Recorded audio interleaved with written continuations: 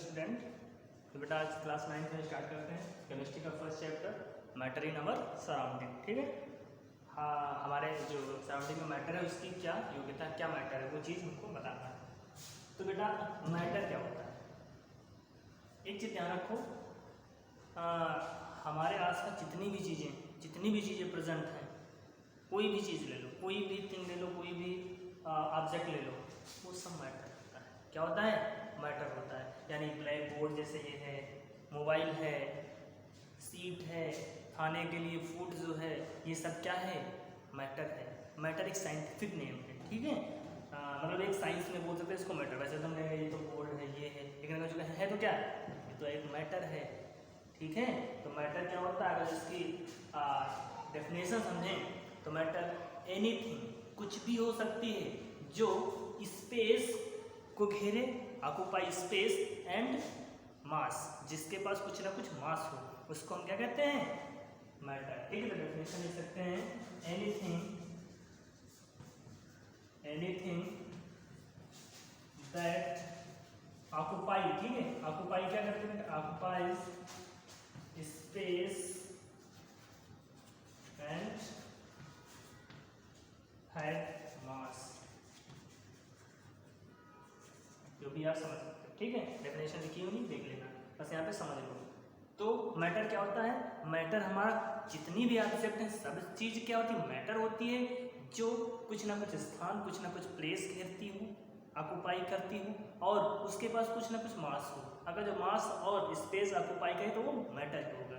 ठीक है, यानी कि दुनिया में जो भी चीज़ें हैं सब क्या है? मैटर ही है। ठीक है, तो अब अगर जो बात करें मैटर के फिजिकल नेचर कैसा होगा, नेचर क्या है, कैरेक्टरिस्टिक क्या है, इसके लक्षण क्या है, क्या क्या क्या मैटर में होता है, तो बात में बेटा मैटर क्या होता है? सबसे पहली कैरेक्टरिस्टिक, ये स्पेस को घेरती, जो हमने डेफिनेशन से बताया, स्पेस लेगा। ठीक है, ऑक्यूपाई स्पेस, और क्या करेगा? मास भी रखेगा, ऑक्यूपाई स्पेस, स्पेस को क्या करेगा? ऑक्यूपाई करेगा। ठीक है, और अगर जो बात करें तो क्या हो सकता है?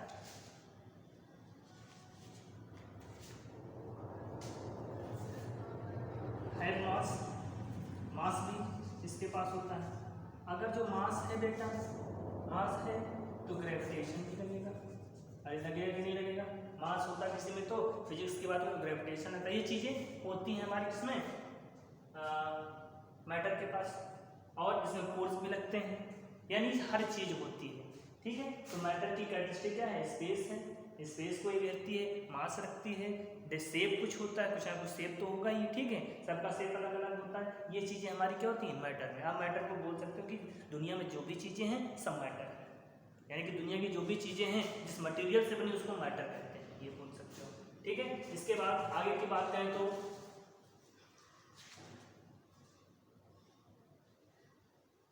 फिजिकल नेचर की बात करें। बेटा फिजिकल नेचर की अगर जो बात करें मैटर की, तो फिजिकल नेचर कैसा होगा? मैटर हमको कैसा कैसा दिखाई देता है?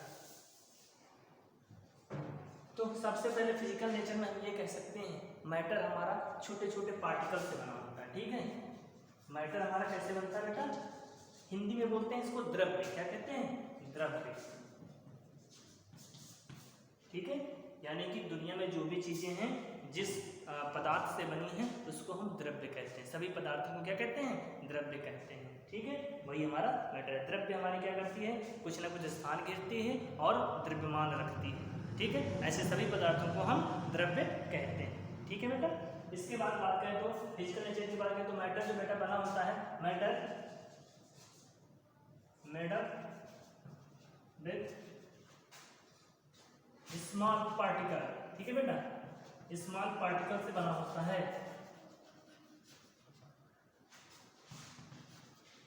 मैटर हमारा जो द्रव्य होता है वो छोटे छोटे कणों से मिलकर बना होता है। ये भी बात है कि नहीं है भाई? छोटे छोटे मैटर जो छोटे छोटे उससे बना होता है कि नहीं बना होता? जैसे कोई भी ले लो, जैसे बोर्ड है तो इसके अंदर भी बेटा छोटे छोटे छोटे छोटे पार्टिकल ऐसे होंगे, ये आपस में जुड़े हुए होंगे तभी तो हमारा ये बन पाया। ठीक है, ये ऐसे ऐसे बने होते हैं। ओके, यानी कि ये छोटे जो पार्टिकल होते हैं इन्हीं को हम आगे चल के क्या कहते हैं? एटम्स कहते हैं। क्या कहते हैं बेटा? एटम्स कहते हैं। एटम्स हमको दिखाई नहीं देते, इसके पार्टिकल हमको दिखाई नहीं देते बेटा, उसको हम एटम्स को देखने के लिए माइक्रोस्कोप का यूज किया जाता है, उससे दिखाया जाता है। बहुत ही छोटा पार्टिकल होता है, बहुत टीनी पार्टिकल होता है, इसलिए हमको एटम दिखाई देते हैं। यानी कि जो मैटर होता है बहुत ही छोटे छोटे कणों से मिलकर बना होता है, छोटे छोटे पार्टिकल से मिलकर बना होता है, ठीक है। इसमें कुछ चीज़ें और होती है मैटर में, क्या होती है बेटा, जो दो पार्टिकल के बीच की डिस्टेंस होती है, ये जैसे हमने ले लिया, अब यहाँ पर इनके बीच में जो थोड़ा गैप होता है ना बेटा, जो गैप होता है इसको हम इंटरमॉलिक्यूलर स्पेस कहते हैं। क्या कहते हैं बेटा? इंटरमॉलिक्यूलर स्पेस या अंतराणुक दूरी या डिस्टेंस, या इसको डिस्टेंस भी बोल सकते हो, ठीक है। इनके बीच की अंतराणुक दूरी या अंतराणुक दूरी, जो भी बोलो, अंतराणुक दूरी बोलते हैं, ठीक है। ये चीजें इसमें होती है। इसी के बेसिस पे हम आगे इसको क्या करेंगे, डिवाइड करेंगे अलग अलग पार्ट, ठीक है। तो मैटर क्या बना होता है बेटा, छोटे छोटे पार्टिकल से बना होता है, और उन छोटे पार्टिकल के बीच की जो स्पेस होती है उसको हम इंटरमॉलिक्यूलर स्पेस कहते हैं। अब ये जो दो पार्टिकल है बेटा, अब ये देखो, अगर जो इतनी दूरी पर हैं तो किसी न किसी फोर्स से आपस में अट्रैक्ट होंगे, तभी तो रुकेंगे, वरना ये तो एटम यहाँ से निकल के बाहर चला जाता है, ये एटम बाहर चला जाता है, हो सकता है कि नहीं। अगर जब कोई फोर्स न लगे तो ये बाहर नहीं चला जाएगा, है कि नहीं है।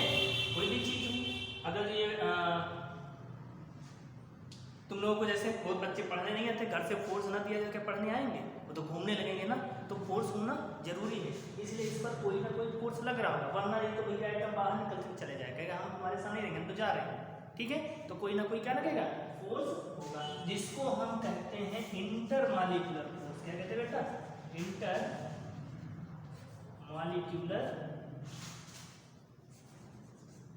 फोर्स, ठीक है। इसको हम अंतराणु या अंतराणु बल कहते हैं, अंतराणु बल कहते हैं, ठीक है। किन्हीं दो पार्टिकल के बीच जो फोर्स लगता है उसको हम क्या कहते हैं, अंतराणु बल कहते हैं। और किन्हीं दो पार्टिकल के बीच की जो स्पेसिंग होती है, जो दूरी होती है, जो डिस्टेंस होती है, उसको हम इंटरमॉलिक्यूलर स्पेस या इंटरमॉलिक्यूलर डिस्टेंस या अंतराणु दूरी कहते हैं, ठीक है। तो मैटर के बारे में इतना पता चला बेटा। मैटर क्या होता है, ऑक्यूपाई स्पेस एंड हैव मास, ठीक है। Anything that have mass and occupy space, ये लिख सकते हैं आप लोग, ठीक है। इसके बाद बोला कि क्या क्या इनके कैरेक्टरिस्टिक क्या हो सकती हैं, तो हमने कहा भैया ये स्पेस भी घेरती हैं, और मास होगा तो इनर्शिया भी होगी, इनर्शिया है, ग्रेविटेशन फोर्स भी लग सकता है इन पे, ये चीज़ें मैटर के अंदर हो सकती हैं।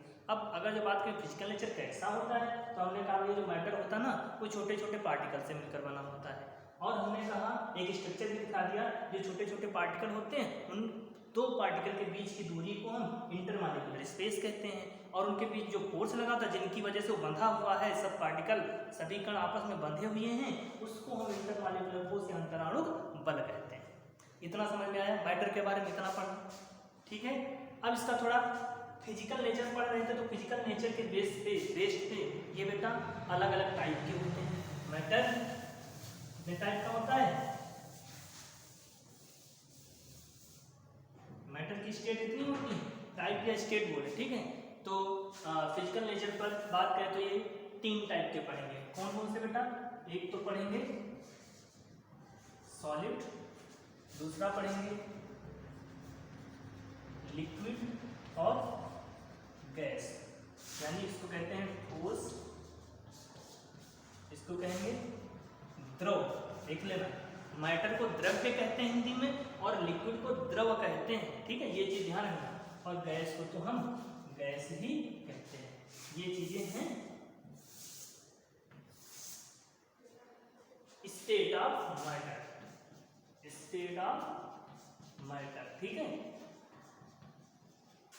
द्रव्य की अवस्थाएं, द्रव्य की अवस्थाएं, फिजिकल नेचर पर हम ये बात करें, भौतिकी ये ऐसे अलग कर सकते हैं, ठीक है। तो ये चीज स्टेट ऑफ मैटर, क्वेश्चन आता है ना, what is matter and define state of matter. वैसे 5 टाइप की होती है बेटा आगे, और एक प्लाज्मा भी होती है, और बोस-आइंस्टीन कंडेंसेट स्टेट होती है, वो नहीं यहाँ पढ़ना, वो आगे के लिए, ठीक। हमको भी बेसिक केवल 3 स्टेट पढ़ना है, कौन कौन सी, सॉलिड, लिक्विड एंड गैस, ठीक है, इन्हीं के बेसिस पे हम इनको आगे क्या करेंगे। अब देखो यहाँ पर एक इसी क्वेश्चन से हम क्या करेंगे, एक तो हम सॉलिड लिक्विड की डेफिनेशन बता देंगे यहीं से, और क्या कर देंगे यहीं से सॉलिड लिक्विड की डेफिनेशन के बाद यहीं पे हम डिफरेंस भी क्लियर कर देंगे, यानी कि एक क्वेश्चन में एक आंसर में 2 क्वेश्चन आपके हो जाएंगे। ठीक है, जैसे क्वेश्चन ऐसे पूछा जाता है differentiate between solid liquid and gas, solid liquid और गैस के बीच अंतर बताओ, या डेफिनेशन आ जाए तो हम इसी में सारी चीज करवा देंगे। ठीक है, एक ही क्वेश्चन से आपके 2 क्वेश्चन क्लियर हो जाएंगे। तो पहले देखो सॉलिड क्या होता है, मैटर का जो फर्स्ट स्टेट है सॉलिड, उसको हम सॉलिड की क्या कैरेक्टरिस्टिक कैसे पहचानेंगे कि ये सॉलिड है। तो सबसे पहले बात करें, इधर हम कैरेक्टरिस्टिक लिखते हैं, प्रॉपर्टीज क्या क्या है, किस किस बेसिस पे हम इसको डिफरेंशिएट कर सकते हैं और डिफाइन कर सकते हैं। प्रॉपर्टीज या गुण की बात करें, ठीक है, गुणधर्म। तो पहला बात करें शेप, क्या बेटा शेप यानी कि आकार, आकार के बेसिस पे, शेप के बेसिस पे हम इन सबको डिफरेंशिएट कर सकते हैं। उन्होंने कह दिया भैया जो सॉलिड होता है ना उसका डेफिनेट शेप होता है, क्या होता है बेटा डेफिनेट होता है शेप, डेफिनेट शेप होता है, फिक्स है। और जो लिक्विड है उसने कह दिया भैया इसका शेप क्या होता है ना डेफिनेट नहीं होता है। क्यों, इसका शेप डेफिनेट नहीं होगा, क्यों, क्योंकि ये जिस भी कंटेनर में रखेंगे उसका शेप ले लेगा। ठीक है, तो no definite shape, no definite shape, it acquire the shape of, लिख सकते हैं द शेप ऑफ कंटेनर या पैन, जिसमें ये shape of container in which fill up, या जिसमें ये रखा जाता है, आप लिख सकते हैं। ठीक है इसको, और इसमें गैस का तो कोई भी शेप नहीं है डेफिनेट, समझ लेना बेटा। यहाँ से क्या बात की गई है कि जो सॉलिड होता है, जैसे डेस्टर बेटा ये सॉलिड है हमारा, इसको आप चाहे जहाँ रखो इसका शेप यही रहेगा, जैसा है रेक्टेंगुलर है ऐसे रहेगा। ठीक है, क्यूबॉइड है ना रेक्टेंगुलर क्यूबॉइड, इसका शेप हमेशा ऐसे रहेगा। अब अगर जो बात करें बेटा लिक्विड की, पानी ले लो गिलास में रख दो तो ग्लास जैसा शेप, ड्रम में रख दो, एक कंटेनर बड़े भारी कंटेनर में रख दो उसका जैसा शेप। ठीक है, जैसे भी उसमें हम रख देंगे, भगोने में रख दो तो भगोने जैसा शेप। ठीक है, यानी कि जो लिक्विड होता है उसका शेप डेफिनेट नहीं होता है, अलग अलग होता है। ठीक है, इसके बाद अगर जो बात करें हम तो दूसरा है वॉल्यूम, क्या बेटा वॉल्यूम या आयतन, क्या कहते हैं आयतन। तो भैया इसका शेप के तो आयतन भी भैया, अगर जो बात करें ये क्यूबॉइड है, क्यूबॉइड का वॉल्यूम क्या होता है LBH, फिक्स है, इसका इसमें कोई भी चीज हटेगी नहीं, या ना कम होगी ना ज्यादा, यानी ये क्या है ये भी डेफिनेट है, फिक्स है। ठीक है, अब अगर जो हम बात करें बेटा लिक्विड का, तो इसका बताओ वॉल्यूम डेफिनेट या नहीं डेफिनेट, बोलो जल्दी से।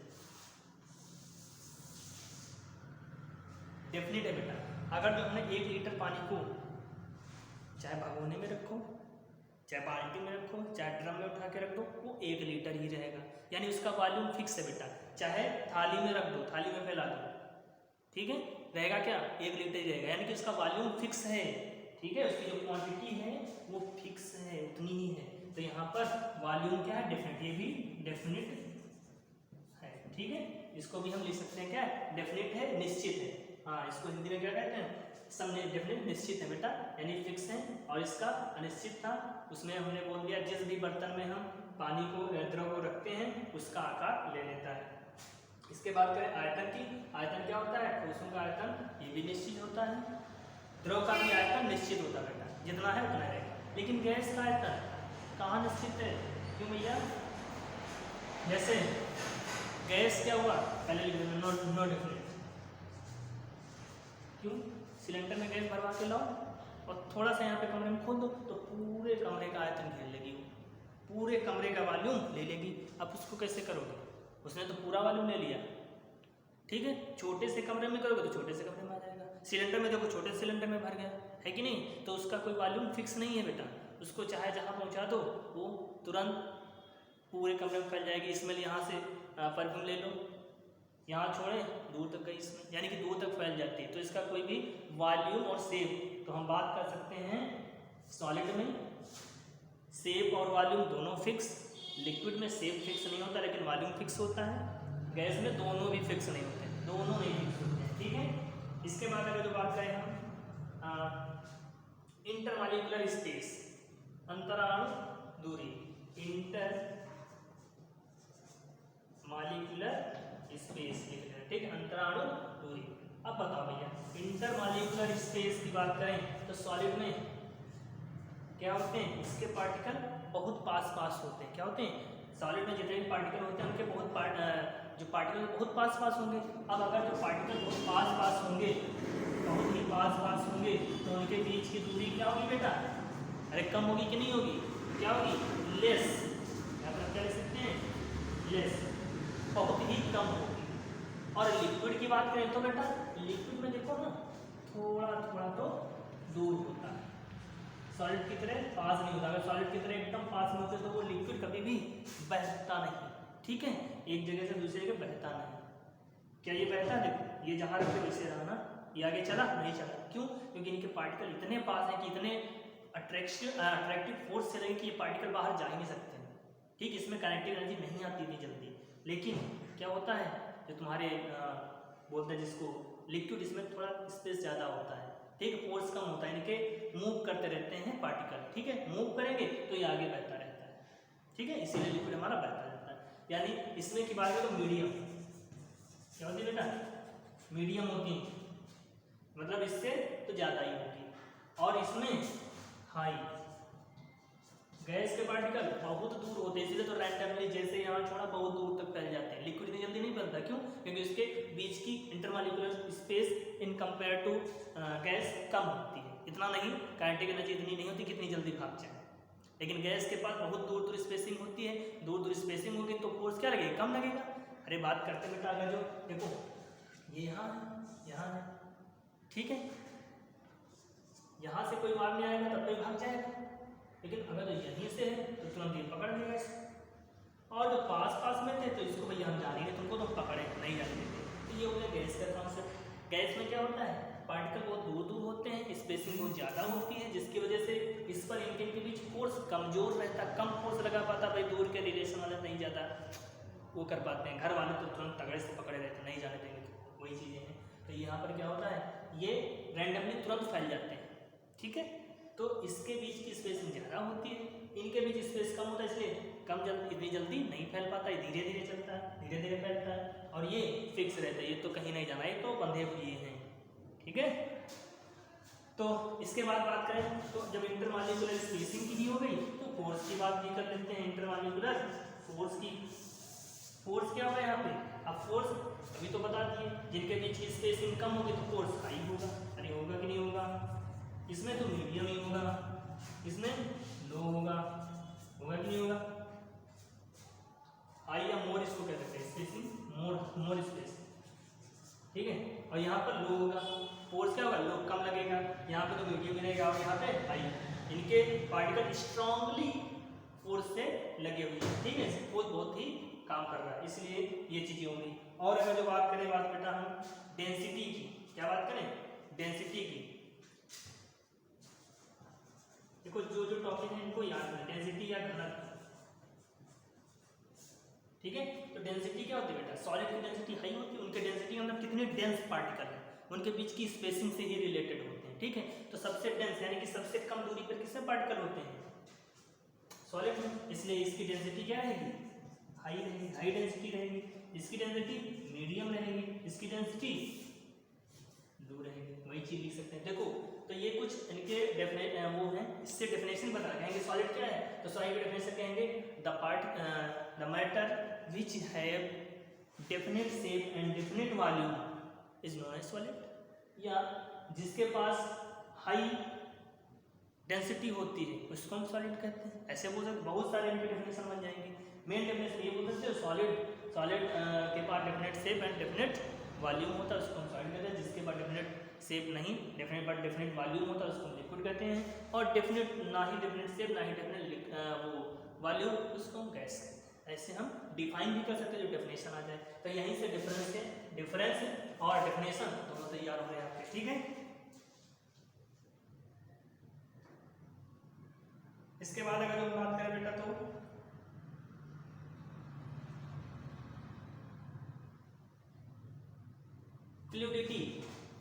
फ्लूइडिटी का मतलब होता है बहाव, बहना, बहता है कि नहीं बहता है। तो बेटा अगर हम फ्लूइडिटी की बात करें तो क्या सॉलिड फ्लूइड होते हैं, बहते हैं, नहीं बहते हैं, नो फ्लो, कोई फ्लो नहीं होता है। लिक्विड होता है मीडियम, गैस बहुत ज़्यादा बहती है। तो हम ये फ्लूइडिटी के बारे में भी लिखते हैं, बहुत देखो बुक में बहुत सारे डेफिनेशन इसके पॉइंट लिखे होंगे प्रॉपर्टीज, ठीक है, तो उसको समझ लेना, कोई दिक्कत नहीं। यहाँ पर बहुत आसान पॉइंट लिखे हुए हैं, तो इन सबको समझना है हम लोग को, ठीक है।